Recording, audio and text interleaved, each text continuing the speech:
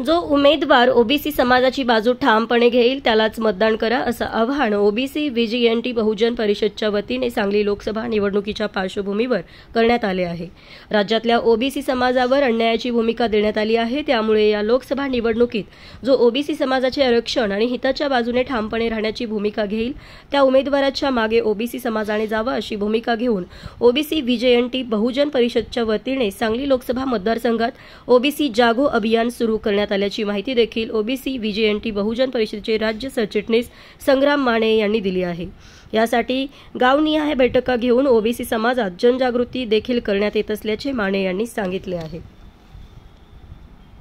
नमस्कार, मी संग्राम माने, मी ओबीसी व्हीजीएनटी बहुजन परिषदेचा महाराष्ट्र राज्याचा सरचिटणीस। मी गेले 4 ते 5 वर्ष झालं ओबीसी संदर्भात काम करतोय। समाज जागा करायचं काम मी गेले 5 ते 6 वर्षाचं माझं चालू आहे। माझं समाजाला फक्त एवढं सांगणं आहे की येणाऱ्या निवडणुकीमध्ये आपली ताकद जर आपल्याला जर दाखवायची असेल तर आपली क्षमता या निवडणुकीत दाखवून द्यावी। कारण काय झालं आहे, सध्या तुम्ही बघताय ओबीसीच्या आरक्षण संदर्भात जो आपल्याला अन्याय झाला, परंतु शासनानं आता मध्ये जो निर्णय घेतला 10% आरक्षण द्यायचा मराठा समाजांना, त्या निर्णयाचं आम्ही स्वागत करतो।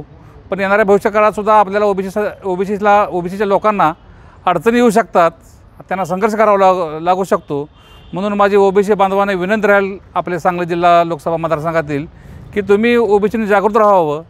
जो लोकसभेला जे उमेदवार असतील त्या उमेदवारांनी जर तुमची बाजू उघडपणे घेतली, तुमच्या बाजूने ताकदीने भूमिका मांडली तर त्याच उमेदवाराला तुम्ही मतदान करावं। कारण ह्या मतदान करण्यासाठी मी आज प्रत्येक खानापूर तालुक्यामध्ये सांगली जिल्ह्यामध्ये ओबीसी जागो अभियान राबवतोय।